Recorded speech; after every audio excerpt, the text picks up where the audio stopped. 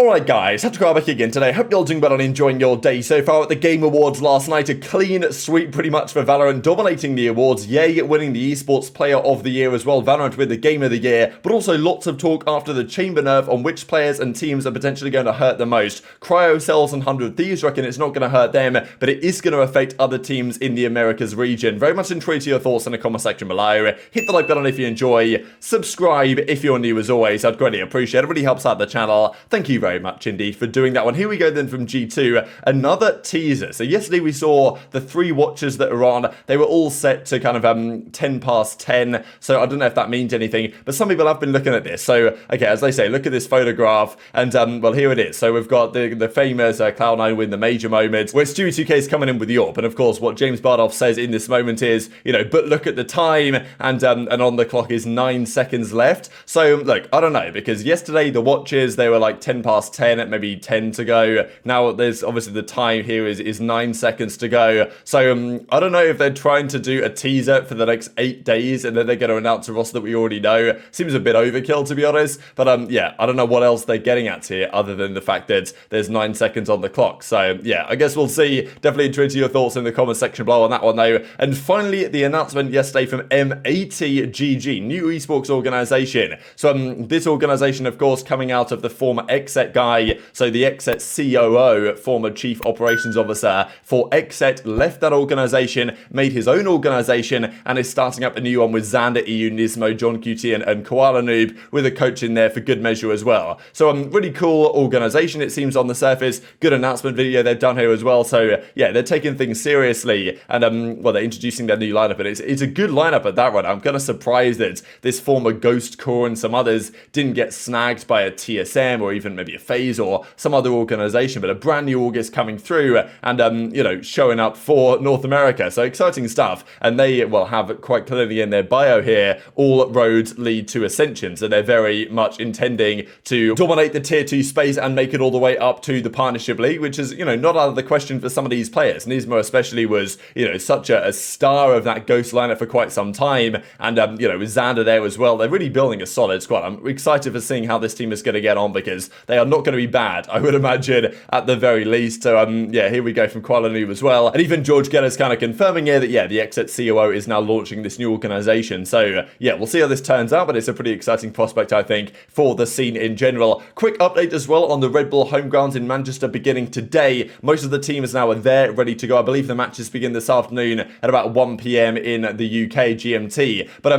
it's actually kind of unfortunate because Liquid are definitely going to be at reduced capacity. They have to bring in a couple of substitutes here, because both Nats and Redgar, I believe, are not able to travel because of the visa issue. So you know, it's understandable why this visa issue is still ongoing, and I think because they're on Liquid, I'm pretty sure they're based out of like Germany anyway at the moment. Not really sure where they're based exactly, but just because in Berlin, that's where the matches are going to be held for the season. So as long as Nats and Redgar can play in Berlin and they can get to Germany no problem, then they should be fine to play the season, right? But yeah, still, the fact that their visas have obviously not been ideal. I'm pretty sure Nats and Redgar both can't play in this tournament. They've got to bring in a couple of subs. Kind of a shame. I was hoping to see how the full Liquid team would get on, but you know, against Cloud9, 100T, all these top North American teams, unfortunately we won't get that. We will get the full Vitality team, we will get the full Heretics team, we believe, but yeah, this is the thing with Liquid making the call, a good call, no doubt, to get Nats and Redgar into the team. They are going to have to deal with the Russian visa complications that are probably still going to continue for quite some time to come, and clearly for the UK visa, it's just not going to happen. Other countries probably okay, but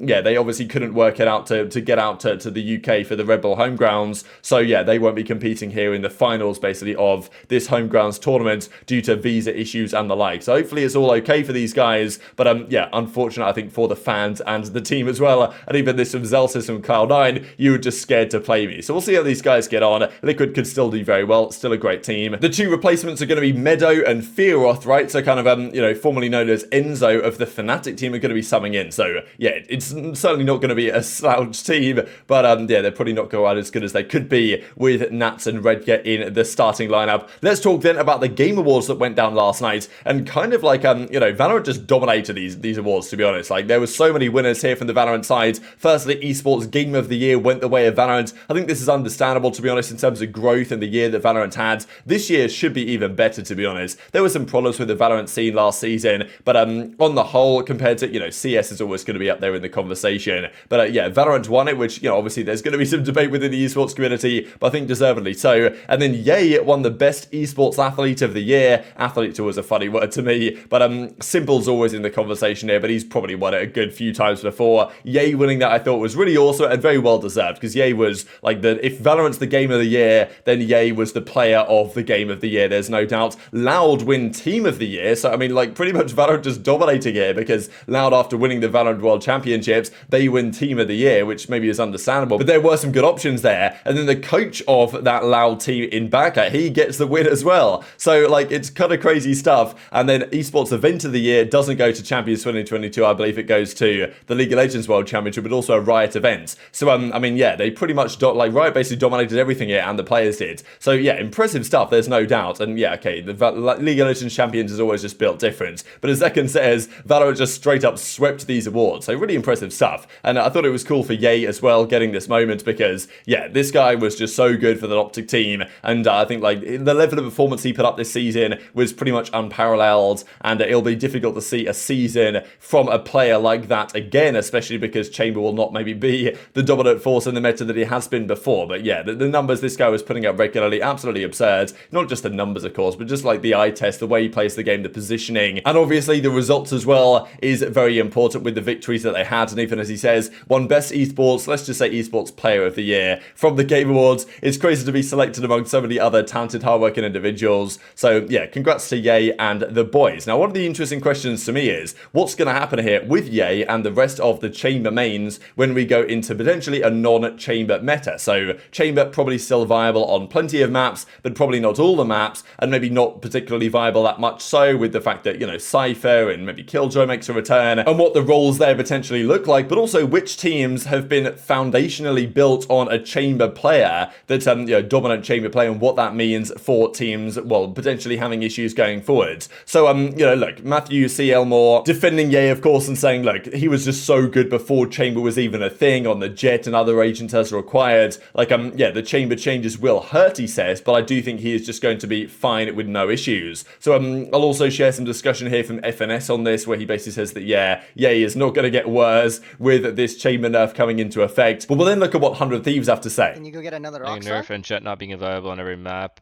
Their misconception is not flexible. Okay, listen. I'll end this debate once and for all. Ye has too good of mechanics to just fall off as a player. This game, the abilities in this game are not difficult to master. They just aren't. So he will be able to master another character, and maybe he won't be as insanely carry like as he was before, because Chamber was a hard carry agent and it was broken, but he'll still be good. Probably be one of the best at whatever role he does choose to play. Does that make sense? Does that make sense or no? Like, yes, it does. The Chamber itself was already a broken character, and then you had Ye, the best mechanical, like less broken character. That doesn't mean he just becomes a bad player all of a sudden. Yes. He'll still be good. It's just not Chamber good, because Chamber was broken to begin with. Yes. So yeah. So 100 Thieves also commented on this, right, and CryoCells commented on it, because that's also been a question. And look, Cryo was great on the Jet prior to Chamber as well, but of course, really at the top level of play, he's been primarily on the Chamber. Now, their coach, Mike's, of course, because Sean Gay is no longer the coach, he stepped down into kind of a content role, but as Mike says, I think that some teams are probably more in trouble because they've built their lineups around having a sole Chamber player. The rest of their roles get kind of messed up after that, whether they don't have an actual Sentinel player that knows how to play Cypher and Killjoy at a top level, or they're missing flex players, depending on the way teams are built. Very interesting kind of conversation there, because it's not just about the Chamber player not being so comfortable on a non-Chamber agent, but it's more about the rest of the team. If your kind of star operator player is no longer on the Chamber every map, and is now on other agents, as it kind of suits the map design and the way things are working out and the way the team wants to play, do you have the flexibility in your team to work in a 5-man kind of composition that doesn't have chamber in, right? Because a lot of teams